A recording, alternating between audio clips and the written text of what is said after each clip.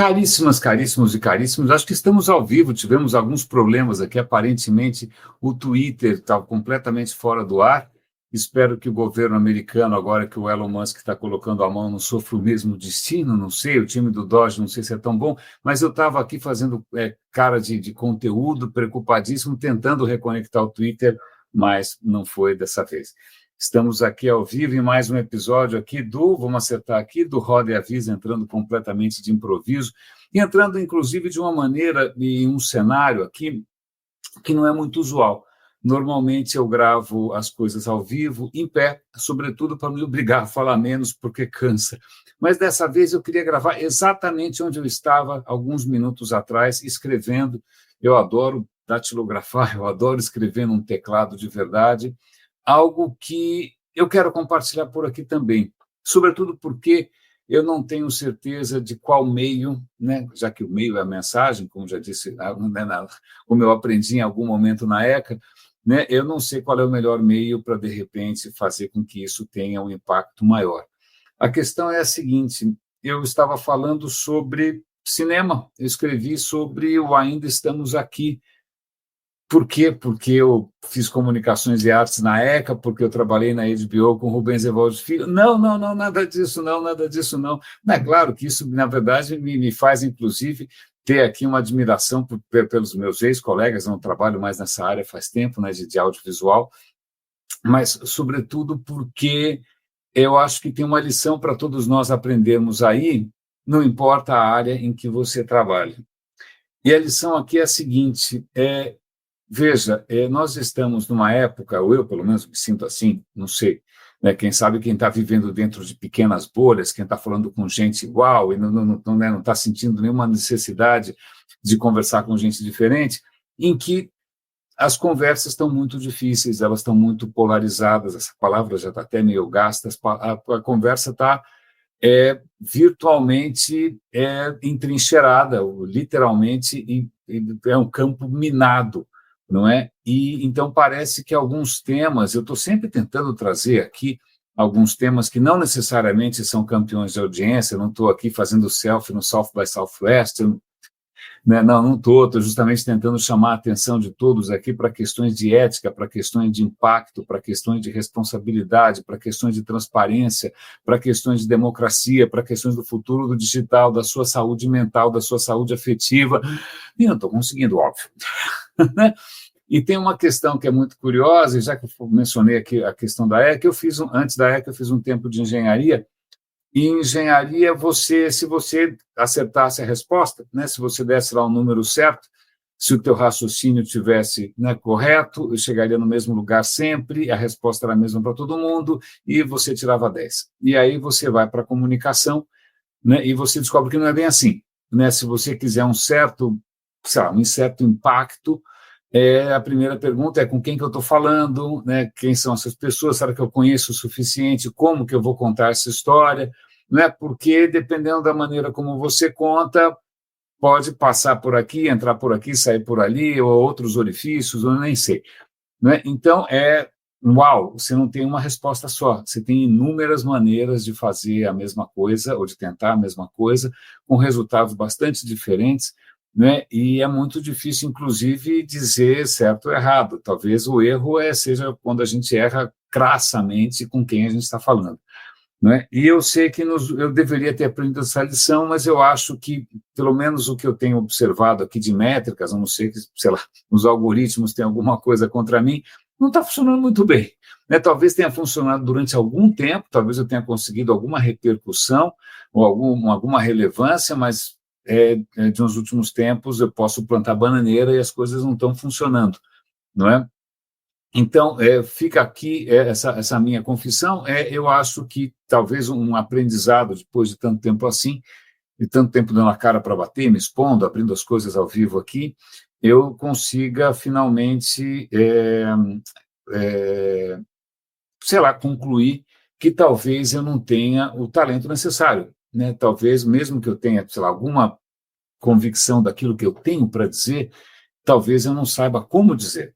Né? Talvez eu esteja errando na mosca, talvez não é aqui, talvez não seja assim, talvez não seja no LinkedIn, talvez não seja no Palestras, talvez não seja no Twitter, talvez seja de alguma maneira que eu não sei qual é. E aqui eu volto para a questão do Walter Salles, porque eu estava querendo testar aqui o chat GPT 4.5, eu falei, eu vou puxar um tema aqui difícil, né? Vou puxar um tema do autoritarismo, por que sempre vai surgir algum sociopata, e por que as pessoas vão votar nos sociopatas, isso parece estar acontecendo há não sei quantos milhares de anos, a gente não vai escapar nunca disso, e agora os caras têm essas plataformas todas, piorou, e a conversa estava indo num rumo um pouco pessimista, acho que até o próprio chat GPT já incorporou um pouco essa noção de que a casa caiu, mas num certo momento eu joguei ali um insight que foi, cara, na verdade, existem saídas, né? É possível, sim, você conseguir furar as bolhas, ou você conseguir transcender essas barreiras, ou você conseguir saltar por cima dessas trincheiras, né? Você está pensando em esquerda, direita, vamos pensar em vertical, horizontal, retas reversas, mas eu acho que é uma maneira.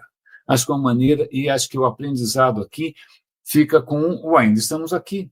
É claro, porque, veja, quanta gente tentou, né, nesses últimos 40 anos, contar a história da ditadura brasileira, do sofrimento, né, de tantas famílias, da barbárie, do autoritarismo do AI-5. Quantas pessoas tentaram contar e bate na parede, você fala, prega para os convertidos, você está falando sempre com a mesma audiência, você vai ser sempre rechaçado. E tem alguma coisa aí, tem várias coisas, deve ter aulas e aulas na ECA, saudade aqui do Jean-Claude Bernardet, né, que provavelmente é destrinchar esse filme nessas camadas maravilhosas, né? Ele começa com o Super 8, quer dizer, a própria família está contando a própria história, então aquilo não aquilo são coisas vividas, são coisas reais, né? E você está falando sobre aquilo que, na verdade, é o que não se vê, aquilo que é incerteza, né? Ao invés de mostrar, sei lá, coisas absolutamente grotescas e bárbaras que aconteceram, você mostra como isso foi vivenciado de uma perspectiva de uma família amada. Então, tem várias escolhas aí de como abordar, de como contar essa história, que eu acho que conseguiram fazer o que até então eu mesmo já tinha desencanado, que é o Brasil olhar de frente para trás, né? Olhar de frente para o seu passado. Né, uma coisa que a Argentina consegue fazer isso melhor do que a gente. Né, e isso conseguiu fazer com que, imagina, o país inteiro torcendo, carnaval, essa coisa dionisíaca toda, como já disse Fernanda Montenegro, né, o país inteiro no carnaval torcendo pela Fernanda e vibrando com uma vitória, que não é só uma vitória artística, né, é uma vitória de uma história, é uma vitória de um povo. Mas voltando aqui para o nosso cenário, né, afinal aqui não é um canal de cinema, nem de história, né? A gente está sempre falando aqui de tecnologia, a questão é, sim, talvez seja possível a gente chamar a atenção para alguns temas que eu estou tentando aqui faz tempo, responsabilidade, ética, transparência, né, moral, sei lá, comportamentos menos gananciosos, comportamentos mais colaborativos. Eu tenho dado a cara para bater em palestras, as pessoas não te chamam mais, né, porque você está gerando ruído, está gerando marola, né? Então, a questão é muito interessante, porque fica esse desafio para mim mesmo. Eu não sei o que eu poderia estar fazendo diferente. Né? O Brasil demorou 40 anos para surgir, ainda estamos aqui. Né? Foi um processo de amadurecimento, foi uma combinação alquímica de talentos e recursos, e momento histórico, e plataformas, e o diabo, para que isso que parecia tão improvável, se você falasse, olha, é o seguinte, o Brasil vai ganhar um Oscar sobre desaparecidos políticos, você fala, sei, aconteceu.